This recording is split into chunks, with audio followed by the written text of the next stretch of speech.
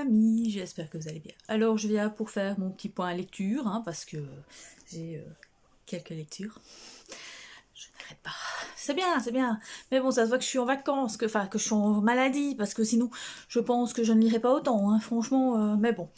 Je ne vais pas vous faire un petit book haul parce que j'ai acheté pas mal, et je pense que je vous ferai une vidéo fin du mois avec tout le book haul.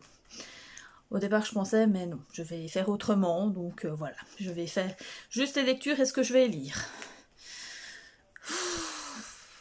On en a pour un petit temps, je vous le dis. Alors installez-vous, prenez un petit café ou un petit thé, ou un petit chocolat, enfin bref. Détendez-vous et je vous en parle. Bon, on va commencer par celui-ci, ma première lecture du mois. Midnight Texas, le tome 2, Les esprits se déchaînent, de Charlène Harris, aux éditions J'ai lu.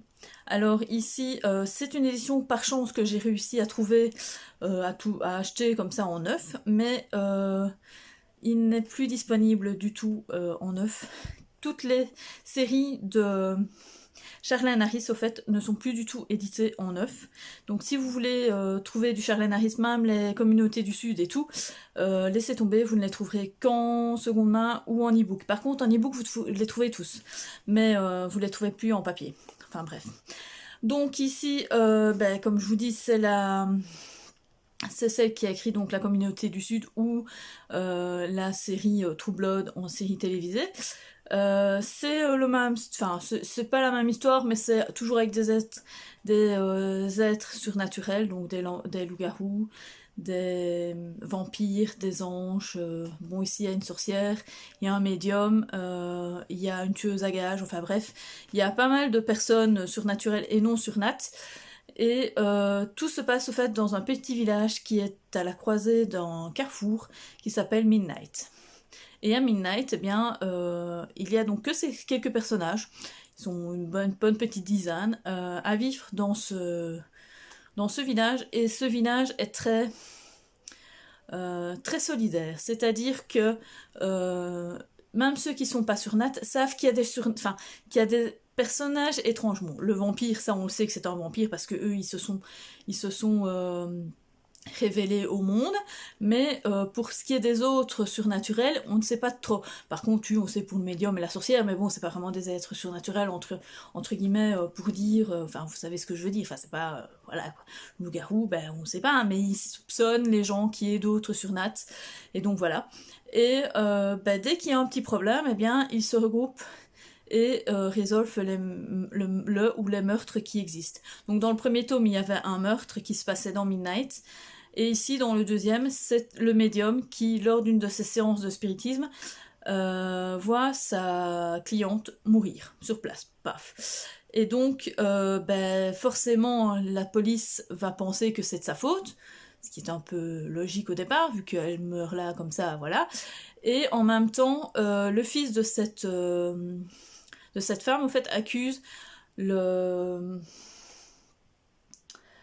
Manfred, c'est ça, c'est Manfred, le médium, d'avoir volé au fait sa mère et de lui avoir monté le dos, enfin, monté le dos sur elle, enfin bref, sur lui, enfin. Et donc, du coup, il va y avoir une petite enquête, et enfin pas tous, mais en partie les personnages vont essayer d'aider Manfred à régler ce problème pour éviter que la police réellement débarque à Midnight et découvre les êtres surnats qui existent, quoi, et la communauté qui est là-bas. Et donc du coup, ça c'est bien, c'est pas mal, parce que on parle beaucoup de cette ambiance très pesante, très fantastique, enfin bref, très sombre en même temps, enfin c'est assez palpitant, il se passe pas mal de choses, j'ai vraiment adoré, j'aime toujours autant la plume, enfin du moins la traduction elle est géniale, ça se lit tout seul, enfin bref, c'est un vrai petit bijou, moi j'aime vraiment bien, enfin si on aime l'urban fantasy, style, enfin comme True Blood et tout, enfin franchement vous allez aimer, en plus il y a des petits clins d'œil justement à la communauté du Sud, donc je trouvais ça génial. Et franchement, c'est vraiment pas mal. Moi, j'aime vraiment bien. Et j'espère lire le prochain, que je vais, du coup, parce que je n'arrive pas du tout à le trouver en livre normal, donc je vais essayer de le prendre en e-book sans problème. De toute façon, on le trouve, donc il n'y a pas de souci, quoi. Donc je lirai la fin de la trilogie, et voilà. Ensuite, je vais vous parler de 3 mangas, parce que j'ai lu 3 mangas, enfin Il y en a pour le moment... Hop là, ça va faire mieux comme ça. Il y en a pour le moment 4. Le 4e vient de sortir, donc je ne l'ai pas encore lu. Je ne l'ai pas encore acheté, donc voilà. C'est The Dress of an Illusional Monster de Takashi Wada chez Soleil Manga. Donc ça va parler de la fille qui est ici, qui s'appelle Kinuo, qui au fait veut devenir couturière. Et comme sa grand-mère. Et justement, sa grand-mère est décédée et son atelier, au fait, ils doivent vendre son atelier, mais elle va décider de le reprendre. Mais seulement, son atelier est un peu particulier à cette grand-mère, dans le sens où quand elle la faisait un vêtement, c'était pour la vie. Donc, elle retouchait, elle faisait à chaque fois des nouvelles retouches. Et donc, c'était à chaque fois, et c'était jamais, c'était toujours le même tissu. Donc voilà, c'est assez particulier. On se pose des questions, enfin, personnellement, tu te poses des questions parce que, enfin, un vêtement, tu peux le garder en effet pendant quelques années, mais ça s'use. Eh bien non, parce qu'au fait, ici, la personne, elle utilise des tissus très particuliers dans le sens où ce sont des peaux ou oui, je vais dire des peaux, mais pas que. Par exemple, elle va utiliser des peaux de dragon ou de la toile d'araignée. Enfin bref, elle va utiliser les créatures magiques, ce que les créatures magiques peuvent donner à la nature pour faire des vêtements. Et donc voilà, ces vêtements vont être du coup entre guillemets enchantés pour la plupart et avoir une certaine une certaine capacité à peut-être éviter les rayons violets, enfin bref, voilà. Et franchement, j'ai vraiment bien adoré. Je peux pas trop vous en dire, si ce n'est les dessins sont en plus super beaux, enfin bref, moi j'adore. J'aime vraiment bien. Donc ici, je peux vous parler un peu du premier. Dans le premier, on va vous parler d'un dragon. Donc voilà, donc comme quoi le dragon, alors on explique tout, hein, comme quoi la peau du dragon, c'est pas comme celle de la salamandre, où on a du derme en plus, que dans la salamandre il n'y en a pas. Voilà, par exemple, donc il faut le tanner d'une certaine manière pour pouvoir avoir la peau de dragon qui soit en bon état, qu'elle ne se putrifie pas, enfin bref. Franchement, c'est génial, c'est un monde qui est vraiment bien construit et tout. Et ensuite, donc c'est toujours plusieurs petites histoires qui en même temps ont une petite morale, hein, forcément, comme dans tous les mangas pour la plupart. Hein.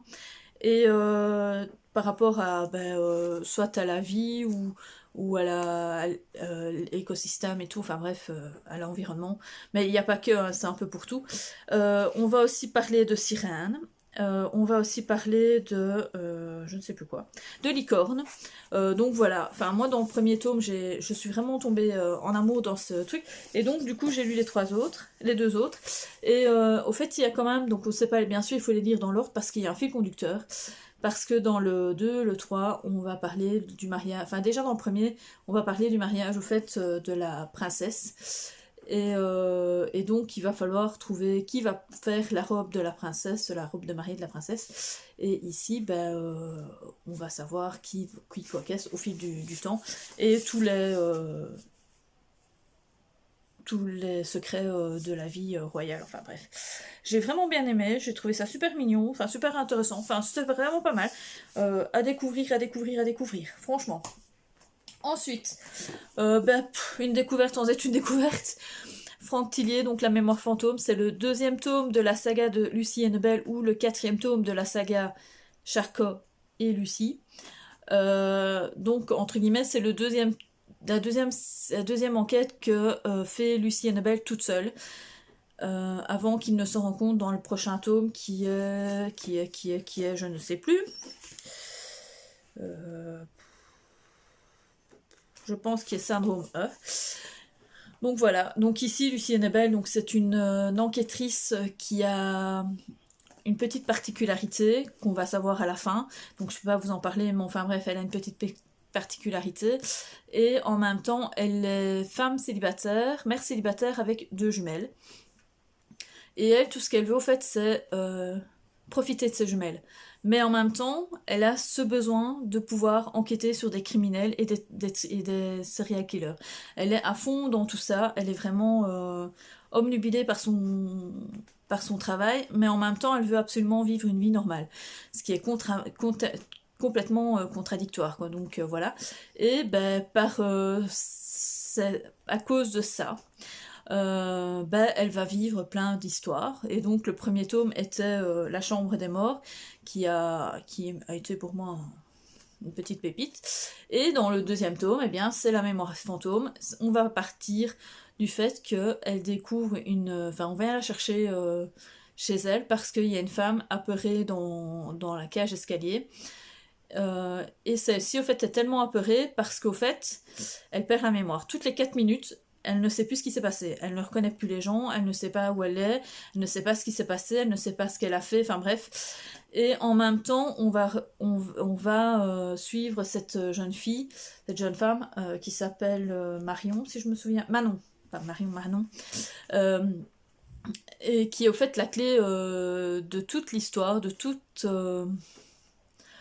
l'intrigue par rapport au professeur. Et donc le professeur est un serial killer au fait. Et donc voilà, j'ai franchement bien aimé, c'était hyper palpitant. L'intrigue, jusqu'au bout, je me suis fait avoir, mais alors à un point, vous n'imaginez même pas. C'était encore un vrai coup de cœur pour ce tome. Franchement, plus j'en lis de Franck Tillier, plus je suis fan. Le seul que je n'ai vraiment pas aimé, donc, c'est le manuscrit... Non, pas le manuscrit inachevé. C'est le labyrinthe. Mais jusqu'à maintenant, du moins dans la série Charcot et Lucie et Nebel, franchement, il n'y en a aucun que j'ai pas aimé. Je les ai vraiment tous appréciés. J'ai hâte de lire la suite. Même dans ceux qui sont des one-shots, il y en avait 2 que j'ai lus, je les ai vraiment bien aimés, donc franchement... Et alors ici, ce qui est bien, c'est qu'on en apprend énormément sur... Pardon.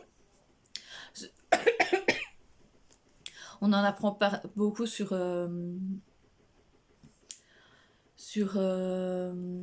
la mémoire, donc les amnésies et tout. Donc franchement, c'est génial, j'aime vraiment bien.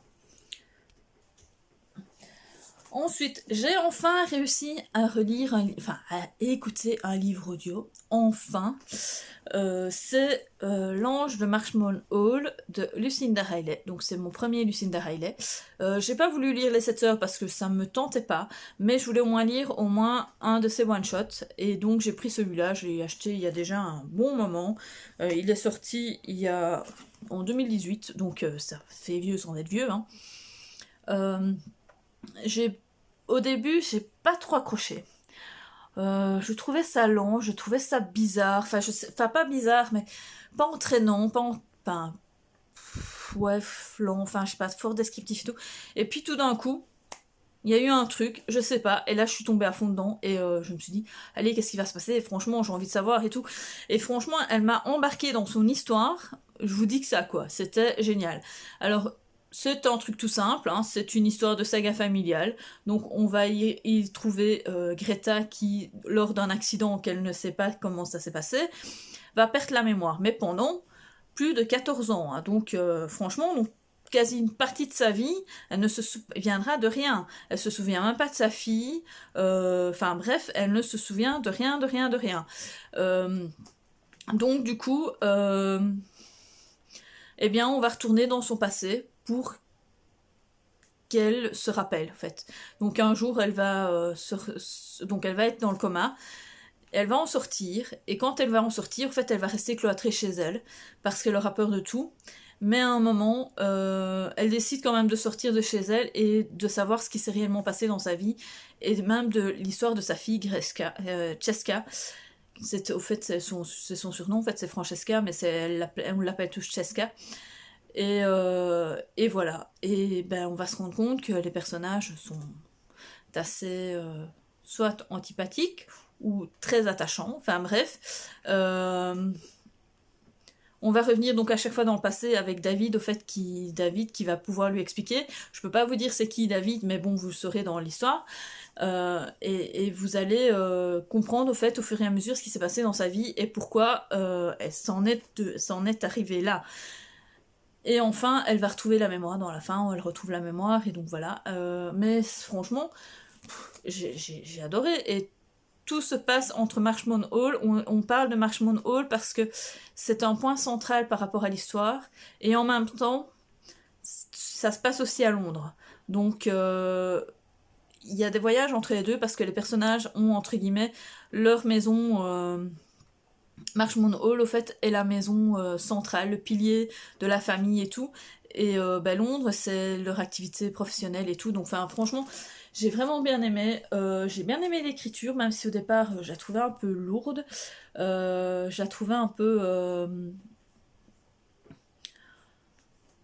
oui, un peu lente, trop descriptive, enfin bref. Et puis tout compte fait, que je vous ai dit, il y a eu un déclic, un moment, ça y est, c'est parti. Mais il m'a fallu un bon moment, hein. Franchement, j'ai cru que j'allais vraiment l'abandonner, puis je me suis dit non, je vais quand même laisser. C'est quand même une saga familiale, ça va se dire, ça va s'écouter facilement et tout. Et puis tout compte fait, voilà quoi. Donc il y a juste un personnage dans l'histoire que je n'ai absolument pas aimé, mais je pense que vous allez tous la détester, cette personne, parce que voilà, il y a quelque chose, et même si elle en peut rien, on suppose qu'elle en peut rien, mais voilà. Et voilà. Franchement, c'est à lire. Il fait quand même 700 pages passées, hein, donc c'est une belle petite bricasse. Mais je vous le conseille quand même. Ça a été quand même une bonne lecture. J'ai bien aimé. Ensuite, j'ai fini la saga, la duologie de Jemae de Audrey Wesseldinger, donc en auto-édité. Donc, je vous en avais parlé de Jemae le tome 1, donc c'est La magie des gemmes. Donc, ça se passe à Nayel. Nous avons plusieurs personnages. Je ne vais pas vous dire les noms parce que j'ai un peu du mal à les retenir, même dans l'histoire, des fois, j'avais du mal. Tout ce que je sais, c'est qu'il y a une Ewendine, qui est la princesse du royaume, et qui va bientôt devenir reine. Elle doit se marier avec son prince, mais elle va partir parce que elle s'est rendue compte au fait que la magie des gemmes n'était pas mauvaise à la population. Et donc, du coup, elle va tout faire, au fait, pour ça, en fait, pour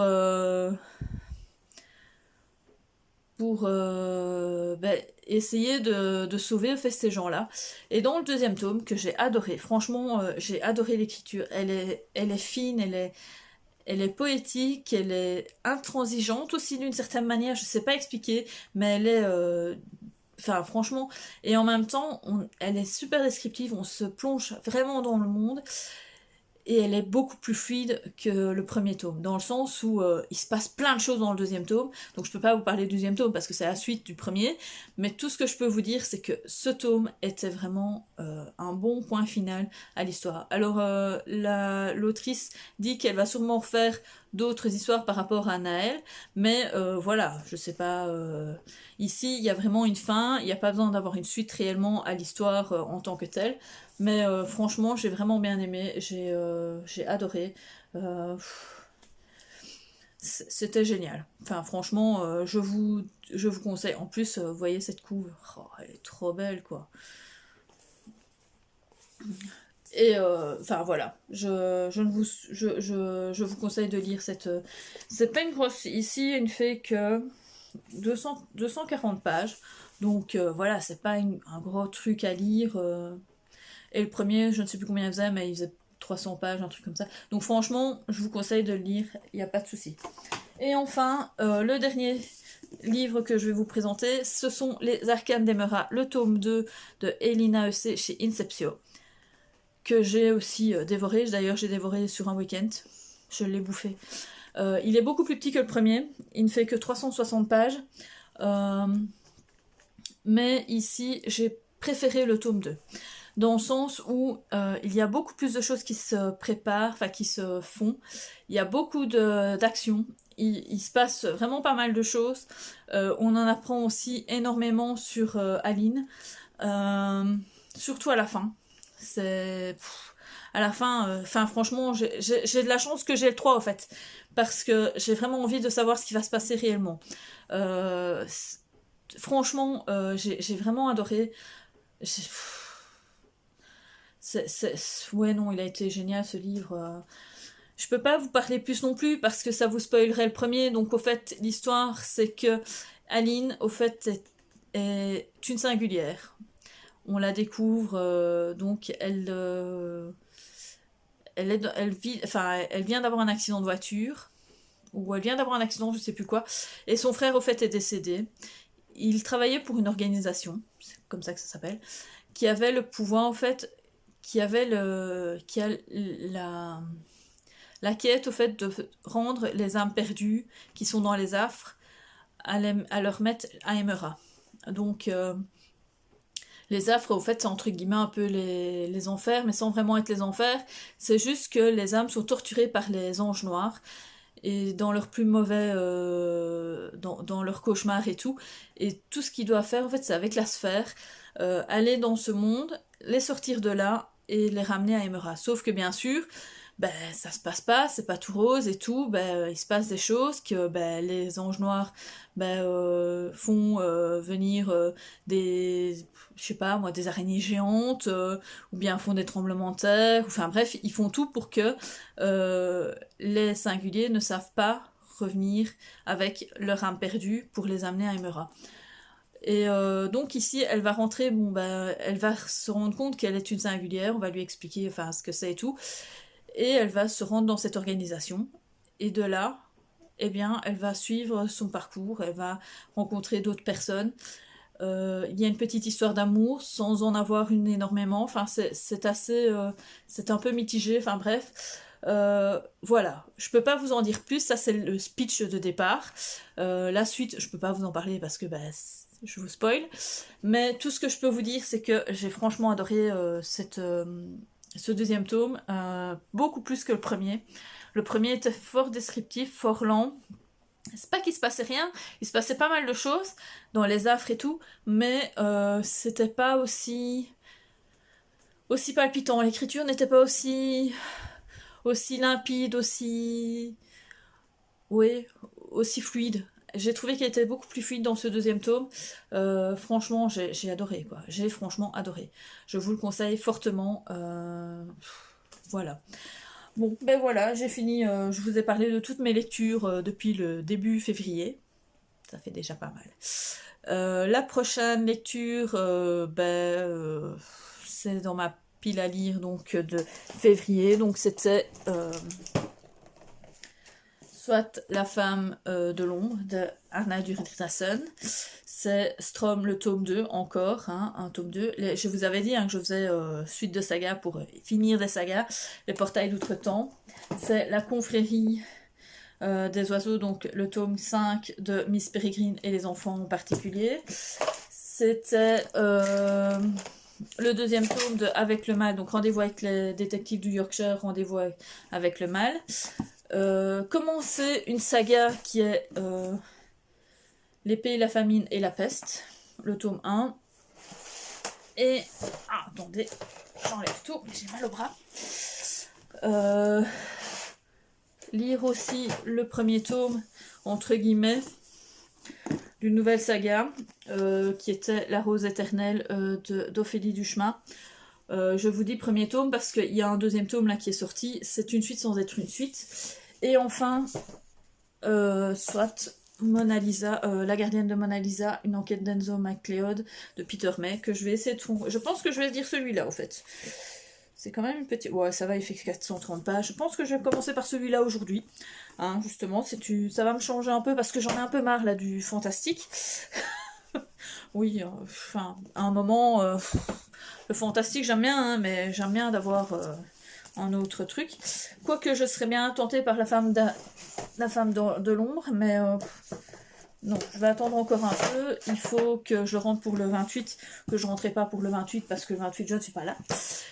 Donc voilà. Et ensuite, je vais lire, sinon, je vais essayer quand même de faire diminuer ma palle aussi en manga, BD, enfin en graphique en général. Là, c'est le soleil. Là. Ça, ce sont bien sûr mes prêts. Les femmes en blanc, ce sont mes prêts à la bibliothèque.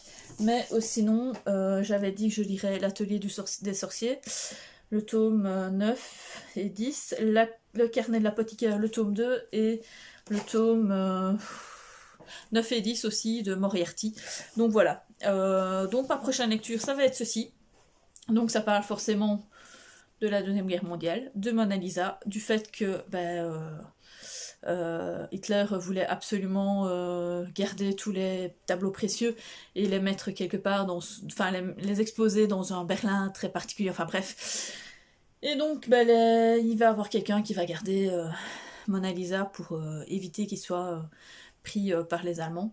Oui, j'ai vraiment hâte de lire. En plus, je ne connais pas du tout l'écriture de Peter May, mais je pense que ça va être pas mal, un peu un historique. Sinon, j'ai commencé un livre audio qui est l'été... Attendez. Le lilas ne refleurit pas après un hiver rigoureux, un truc comme ça. C'est de Martha Hall, je ne sais plus exactement. Enfin bref, je pense que je ne l'ai pas en... Enfin bref. C'est aussi sur la Seconde Guerre. Je ne sais pas, j'ai pris celui-là, c'était le premier qui était sur mon Audiolib, mon Audible. Voilà, j'ai pris celui-là, on verra bien ce que ça va donner. Je pense que ça va être plus quand même un peu saga historique, saga familiale, vu que c'est de chez Charleston. Donc c'est moins historique quand même que celui-là. Et puis moins thriller et tout. Je viens de commencer, donc j'ai lu les 2 premiers chapitres, hein, donc je sais pas trop vous en parler. On va voir ce que ça va donner. Et voilà, c'est tout, je pense. Hein. Sinon, n'oubliez pas de mettre un petit pouce vers le haut, de vous abonner si ce n'est pas déjà fait. Et puis je vous dis à plus. Salut!